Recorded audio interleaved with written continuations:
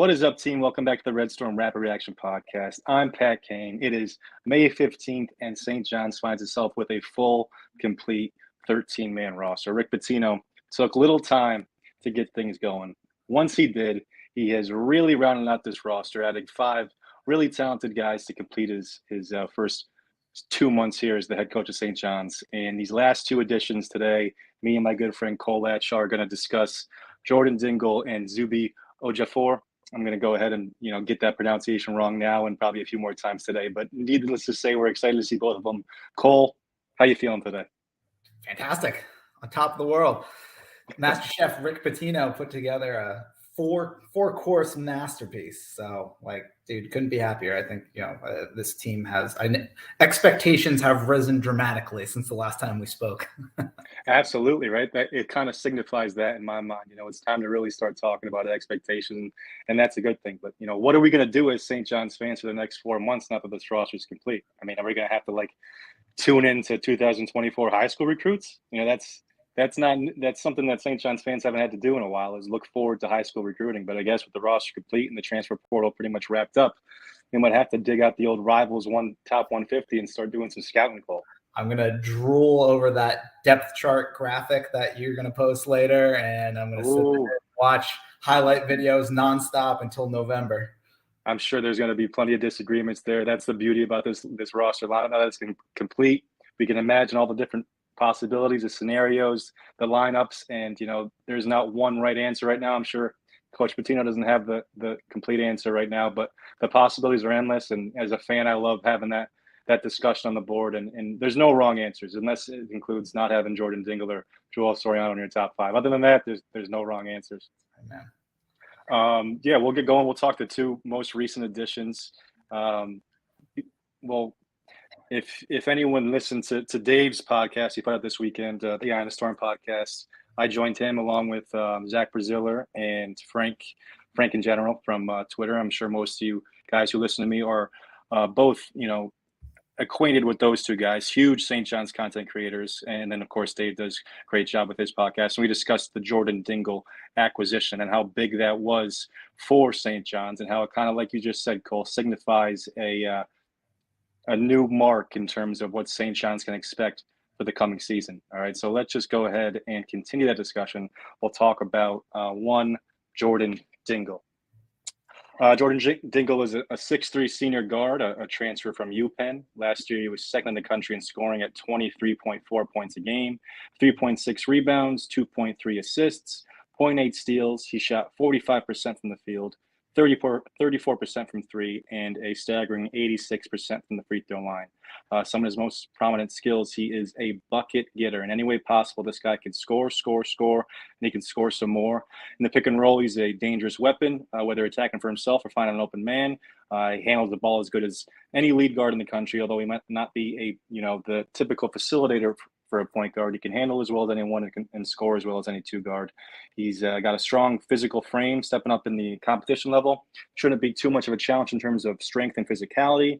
And he is a closer, a Mariano Rivera type closer, a guy who can come in, take care of the basketball, get to the line, finish off games, and put teams to sleep with his ability to get to the line and make shots. He was the Ivy League Player of the Year. His father, Dana, runs the New Heights Lightning AAU program and was a standout at UMass under John Calipari. He shot 56% from 2-point field goal last year. So not only can he score from the perimeter, but he can get to the rim and finish well. He had 18 games with 5+ free throw attempts, 22 altogether by our 10 exits from St. John's last year, combined for 22 games with 5+ free throw attempts. He had 18 himself. Just shows, how the penchant he has for getting to the free throw line. 3+ threes in 47% of his career games, and 15+ points in 73% of his career games. Did I say this guy was a bucket getter? He is a complete game changer, a guard who can score with anyone in the country, do it in any way imaginable, will make everyone around him's job much easier next year at St. John's. And he sets the tone, as Cole said, for expectations in Rick Pitino's first year. Excuse me. Cole, I almost ran out of words there for everything to say about Jordan Dingle. Your thoughts on Jordan Dingle? Dude, I wrote just gets buckets. I think with that end of conversation, we can move on to Zuby. Dude, I think You mentioned, we can talk all about, what a great player he is and how pumped we are and how much this changes expectations. But I think also, like you said, one of the important things is to keep in mind also Rick making that connection with the AAU program with his father. So, I mean, that's humongous to make more local connections. Not like Rick needs more connections, but so I just wrote down a few things. Like I said, gets buckets. His ability creates off the dribble. He's a very good very capable 3-point shooter.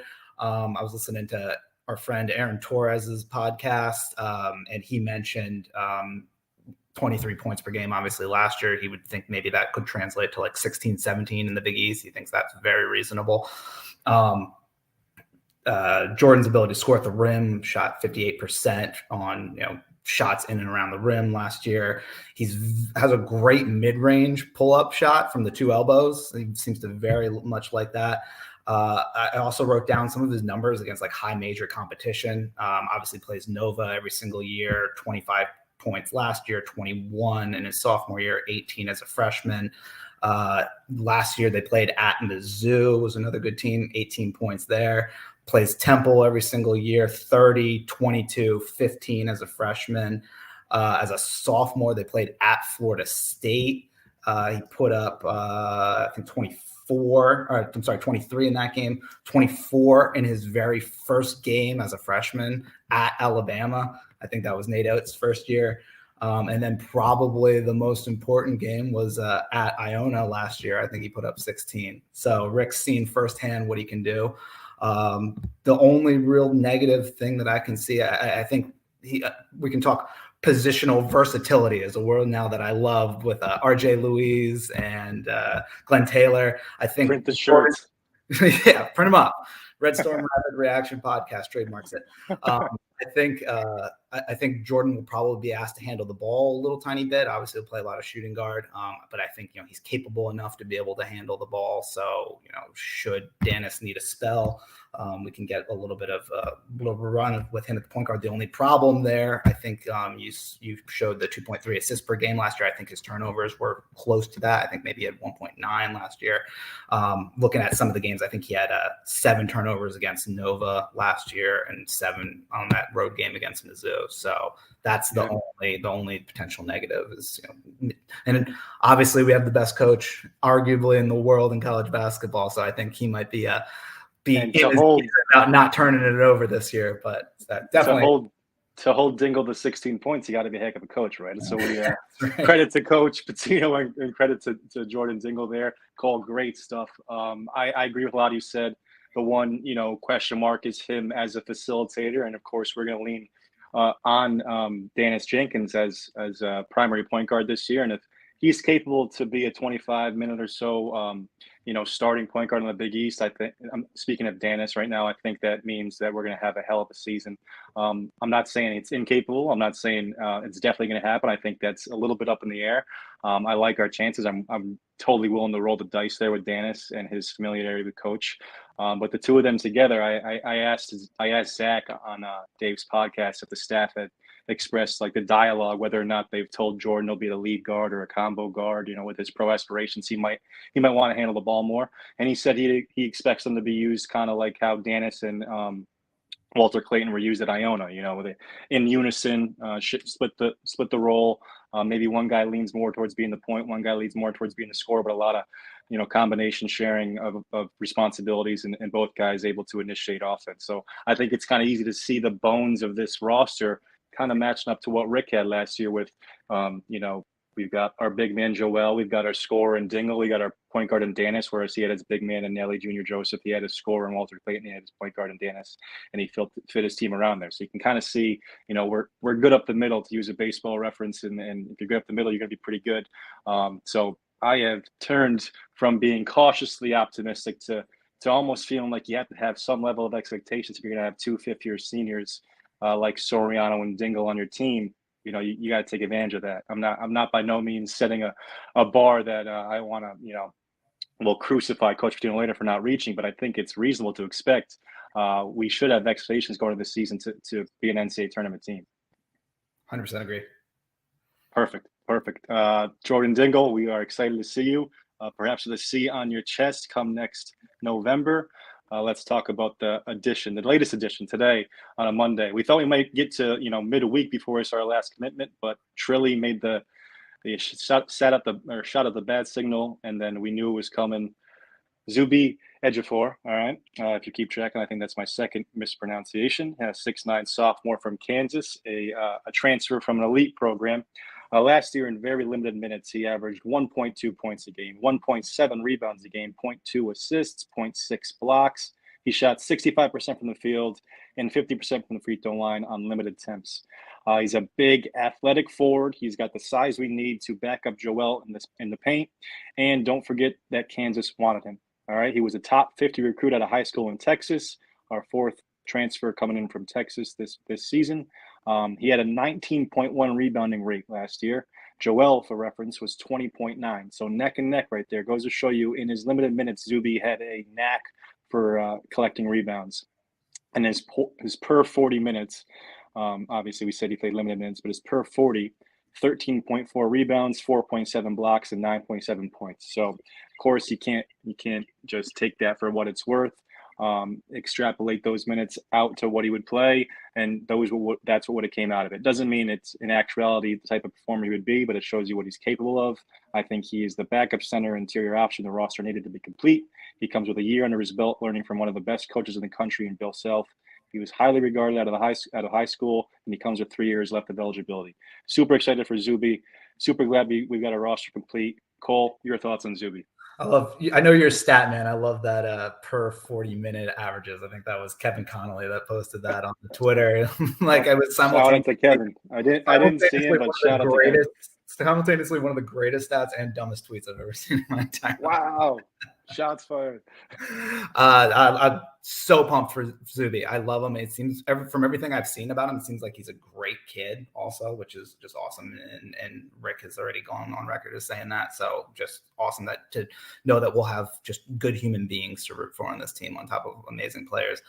We can say the phrase positional versatility again, big 6'9", 240 combo forward who could, potentially see time at the 4 and bigger lineups, but then obviously will be desperately needed backup center for Joel. God forbid anything happens to the El Capitan or, he needs to spell. So, it's great to have some insurance for that. Rebounder, rim protector, rim runner, like awesome uber athlete. So yeah, super pumped to have Zuby on board. I was watching a lot of highlight tape that's available online on YouTube, specifically highlights of their game against Indiana, which I think it was Kansas was number 8 at the time and Indiana was number 14. Zuby got his most minutes of the year in that game. He played for 12 minutes, pretty much mostly in like a backup center capacity, and was insanely active watching all of that time, all of the clips from all this time in the game. Constantly setting screens on offense, constantly like going after rebounds. I think he finished with 8 points, 2 rebounds, 1 block.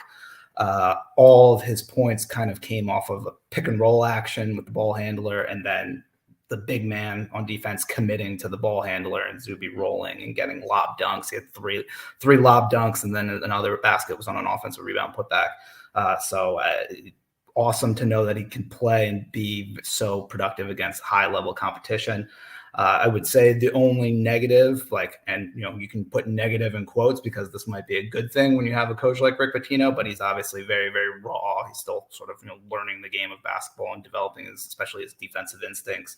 Sort of a blank canvas is the way 247 explained him, and it's coming out of a high school. So I think if you had a coach who can really, really develop guys, and I think we certainly do have that, then it might be a good thing to have a guy who's a blank canvas. Rick can get his molding on.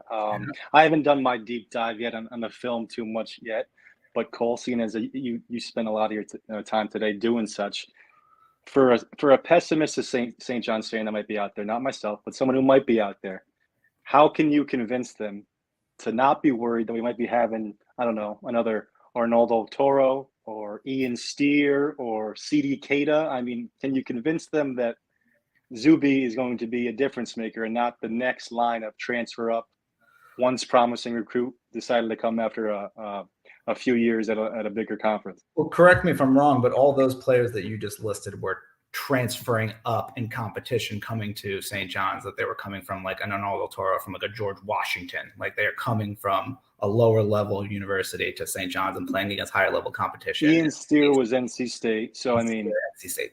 Kansas is the pinnacle, but NC State and then CD Cato was South Carolina, I believe. My point is that, and you mentioned it, Kansas really wanted him to stay. And they obviously, when you get a chance at Hunter Dickinson and, you get him, then there's going to be other dominoes that fall. And I think Zuby was a casualty of that, but they were hoping to keep him stay.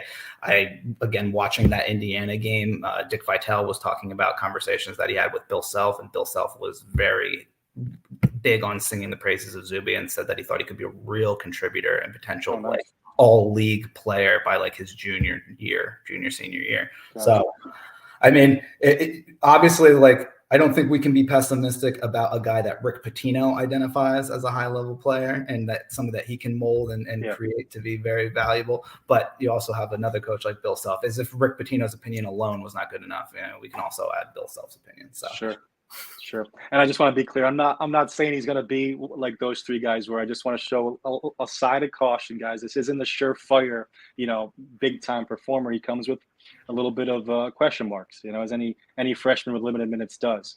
But I'm willing to take the chance. I think even if he's only capable to give 10, 12, 15 minutes as the backup 5 next year, I don't think that's reason not to be excited. I think that's reason to be happy. I think that could be the difference between being a decent team and a good team, or a difference between being a good team or a great team. Look at UConn last year with Clegane. He only played about 10 minutes a game in Big East play, and he made a huge impact in those 10 minutes. And without him, UConn is a completely different team, at least in my opinion, and not a national champion. I don't think so. So 10 minutes a game at the center position, especially with limited options otherwise, could be the difference between a tournament team or not a tournament team. So very excited for Zuby, and I hope to see him live up to his potential at a high school. Cole mentioned it earlier. I got a depth chart update. Again, this is my first rundown here with 13 players, and no one knows what's going to happen. So have at it. Share your opinion. Let me know I'm an idiot or a genius. Either way, I think you're probably wrong both ways. But I've got Danis starting at the point guard. I got Dingle starting at the 2 guard. I've got some combination at the 3-4 of Taylor and Luis starting at the 3-4. Whether that's Luis or Taylor and Luis is up for debate. Who knows? And then I've got Joel starting at the center. I think you'll see a bunch of combinations at that 3-4 spot. I think Aline, although I've got listed him as a 2 here, I see him as a better fit as a 3 alongside 2 guards who can really handle the ball. It's hard with this chart I got here to fit them all in one slot, and I didn't want to list them all a bunch 2 or 3 times. So I think Aline will get minutes at the 2 and the 3. I think Lewis will get minutes at 2, 3, 4. I think Taylor the 2, 3, 4. I think Slazinski at the 4. I don't foresee him getting many minutes at the 3 with the roster we have, and I think Ejiofor will get primarily backup minutes at the 5, occasionally some minutes at the 4, but options aplenty. Cole, what do you think here about the depth chart? Looking through this, I don't really necessarily think I disagree with anything that you have here. I like you sort of mentioned when running through it, the only changes I would make are just guys being repeated at different positions, which, you just didn't have enough room to sort of fit it in. I think Naheem, like you said, would play a lot sometime at the 3 in smaller lineups. Taylor obviously playing both the 3 and 4, same thing with RJ, 3 and the 4. I know it was mentioned, I think in Braziller's article when Dunlap first signed. I don't think it would happen this year, but maybe ultimately the goal is to have him put on a little bit more weight and be more of like a stretch 4, or at least be able to play some time at the stretch 4. I obviously don't think that'll happen as a freshman, and envision him getting most of his time at the 3. And then, like we were just talking about with Zuby, I think he can play a little bit of time at the 4, playing in bigger lineups, and then obviously be the real ultimate backup for Joel. The only thing I would say to that is I question whether or not Zuby and Joel would be able to sort of share time on the court, how that exactly would work. I think they will do that. Just how Rick draws that up exactly is a little not like clear to me at this point. Just from watching him play, like specifically, like I said, that Indiana game, it seemed like Kansas really used him in the backup center role and really setting a lot of ball screens and stuff. So I would wonder how the spacing would work with him and Joel on the court at the same time. But I think we will see it. So I'll be interested to see what Rick does. It's a good option to have, even if we don't see it a lot. It's a good thing to be able to go to in the times you might have to go big. At Iona, Rick did play pretty big last year with Nelly Jr. Joseph, and sometimes next to that 7-footer Semi or something like that. I forget his name, but he played Nelly Jr. Joseph at the 4 sometimes and went real big. And perhaps, you can make up with some of the stuff you won't get beat with in the Big East play with just being that much bigger than your opponent. But he has shown the propensity, especially at times in Louisville, to play legit power forwards that are more interior presences. So I think he will work it in there. I don't envision it, like you said, to be a primary look where he's playing a lot of minutes at the 4 next to Joel. But still, I mean, the fact he's got 3 years kind of is the cherry on top for me, because Joel is going to graduate, and even if you get limited impact from Zuby this year, he's the guy who's got pedigree as a big time recruit. He's been at Kansas. He's seen what it takes to play at the highest level, and hopefully, even if it's a year or two from now, you've got another interior presence. You don't have to fill up a whole other cupboard again. So I think the benefits far outweigh any type of risk. And like we said before, it wasn't going to be easy to fill this last scholarship, knowing you had Joel there getting, hopefully 30 minutes a game at the center spot. Absolutely. Did you see Michigan will be a home game? That was announced. It'll be the return game from our Big Ten game last year against Nebraska. We'll get a home game versus Michigan at the Garden. I'm not sure if you guys listened to the spaces yesterday that Frank had on Twitter. Credit to him, and credit to Mike Craig for going on there and taking questions. It was really informative. I'm pretty sure you can find the recording on Twitter. Frank in general. I'm sure you guys know who I'm referencing there. He's the human tweet wave himself. The guy's a monster, and it's good stuff. And credit to Craig. I was surprised when he was coming on there. I was like, does this guy know what he's getting into? But credit to our fans as well for keeping it pretty tame and asking some legit questions. He mentioned how tickets were through the roof. He mentioned, he was pretty brief about it, but how intense Pitino is as a coach and how dialed in he is, and how he reminds him of Coach K. Obviously, some things you'd expect him to hear or expect him to say. But needless to say, it was a good listen. And for you guys who are starving for St. John's content, I suggest you go ahead and find that. Listen to the podcast Dave put out this weekend, Eye of the Storm podcast. We're over 1,000 subscriptions on YouTube, so the St. John's content sphere is just bubbling right now, and that's a thanks to all the fans who make it that way. So big shout out to you. Big shout out to Cole, who's finally on Twitter. Make sure you give him a follow. Look, he's even CLatch1014. You know where to find him. Cole, any closing thoughts? Nah, man, just really excited. I can't wait for November. When's the tip off? Can we get this going now? I think yesterday in the spaces, Craig mentioned that Michigan game, that Big Ten game, is going to be the first game at the Garden. I think November 13th is the date. I just can't wait for that. The Garden is going to be electric, especially after seeing what the Knicks did in the playoffs. I think it's always cool when the Knicks are big and going, and St. John's is big in the same time. And New York is just such a great basketball town. It's November 13th. Absolutely. I might have to make a trip. I might have to make it, but can I risk ruining Pitino's opening game at MSG by me showing up and bringing the curse that I am? I think I got to sit that one out. I know you got a bad track record of in-person attending games. Terrible. But anyway, it's a new era in St. John's. Rick Pitino's at the helm, and all that bad juju is out the window, and we're looking forward. Even Cole, you can't jinx this, man. Even me can't screw this up. Cole, thank you very much. Fans, thanks for tuning in. Please listen, rate, review, subscribe, all that stuff. Interact on Twitter. Follow Cole. For Joel Soriano, this has been the Red Storm Rapid Reaction Podcast. I'm Pat Kane. That's Cole.